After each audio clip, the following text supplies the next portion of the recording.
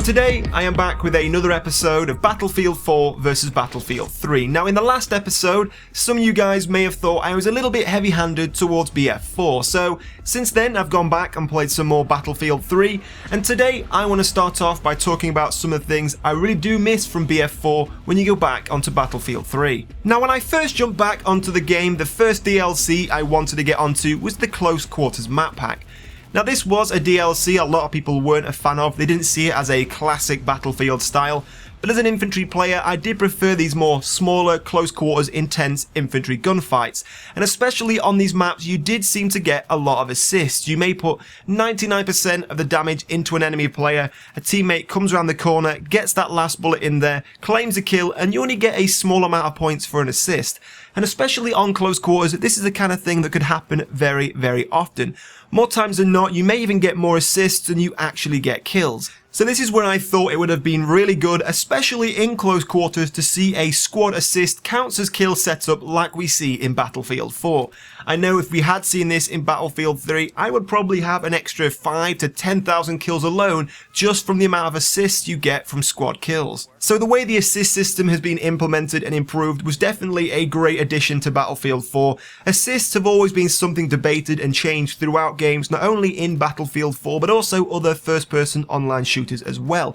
Of course, if a kill is made, there is only one death, only one player can be given that kill, but the 2 guys or even maybe 3 or 4 guys who made that kill happen should all be rewarded. So the way we now see that if a squad mate makes that kill but you also assist it, you do actually get a kill on your scoreboard. You only get the points of an assist, but you are rewarded much more heavily than we've seen in the past. Now another feature I think is lacking in Battlefield 3 that probably could have been implemented, but it is great to see it in Battlefield 4 now, is customization. Now of course this covers a wide spectrum of things, but when I was jumping on Battlefield 3 in particular, I found it quite frustrating. I couldn't quite have the setup I wanted, I couldn't have the grenades I wanted. Of course, part of the grenades in Battlefield 4 don't even exist in Battlefield 3. It would have been very interesting to see flashbang grenades, incendiary grenades on the Close Quarters DLC. It probably could have been very, very hectic, but that level of customization is very lacking in Battlefield 3, and it does make things quite frustrating. Just down to the basics of being able to carry any pairing of 2 gadgets of your choice available to that class. Of course, in Battlefield 3, you can only carry certain gadgets alongside other gadgets, and it does give you a real sense of restriction. So these are the kind of features I would have loved to have seen implemented into Battlefield 3. Of course, we're never going to see these added into the game now, but maybe we could see maps like Close Quarters brought in to Battlefield 4. Now this is where I switch onto one of the things I do prefer about Battlefield 3. Now when Battlefield 4 first came out, we were told we were practically going to see every game mode available on every map. And at first I thought this sounded like a great feature. We were going to see a wide variety of maps and game mode combinations. But afterwards, I do in hindsight think this may have been a problem, and it is something the likes of Level Cap has discussed before, that Battlefield 4 may have bitten off more than it could chew. Now what I mean by this is, it really did hit me when playing Battlefield 3 that we had specific maps designed for a specific purpose.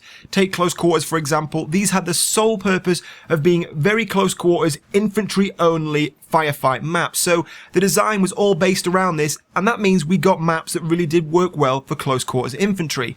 And then we had the likes of Armored Kill, which may have not been everyone's favourite DLC, but it was designed with armoured gameplay, large vehicles in mind, and for that reason it did work well for this style of play. It may have not worked well for infantry, but it did work well for vehicles, and if you wanted infantry gameplay, you could go across to close quarters.